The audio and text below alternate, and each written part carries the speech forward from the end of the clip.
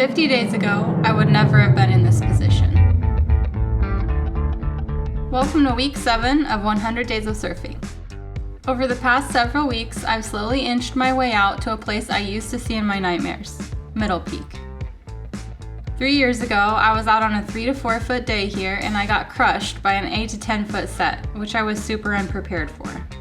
I ended up getting dragged towards the cliff and it really traumatized me. So getting back out there and feeling more confident on these trickier, punchier waves is a big step for me. As you might expect, I don't actually feel like going out every single day. But my rule is that I have to at least paddle out and try. To my surprise, I have so far caught waves every single session, and once I'm out there, I always give it a very solid try regardless of the conditions.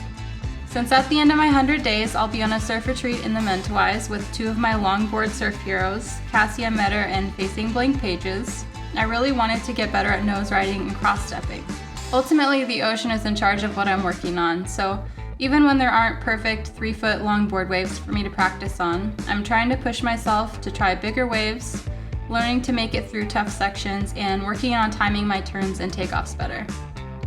I don't always make it, but wipeouts and conditions that would have ended my session a few months ago are just little bumps in the road now, which is very encouraging.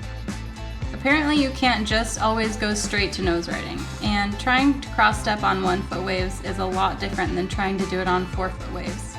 So getting more comfortable on steeper waves is a good first step.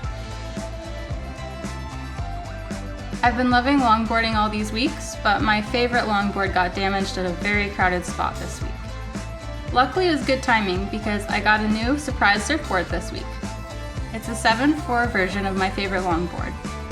I've been trying to surf steeper waves and this board is really fast, floaty, and still pretty comfortable for me to learn on and easy to paddle. I took it out a few times this week and I'm finding a lot of what I'm learning can translate over to longboarding as well, like working the wave a little bit more to gain speed. That's something that started to really click on the mid-length and I found myself using it once I was back on my longboard as well. I'll be doing a quiver reveal next week, so if you want to hear all about my surfboards, be sure to tune in. Thanks for following along and I'll see you all next week.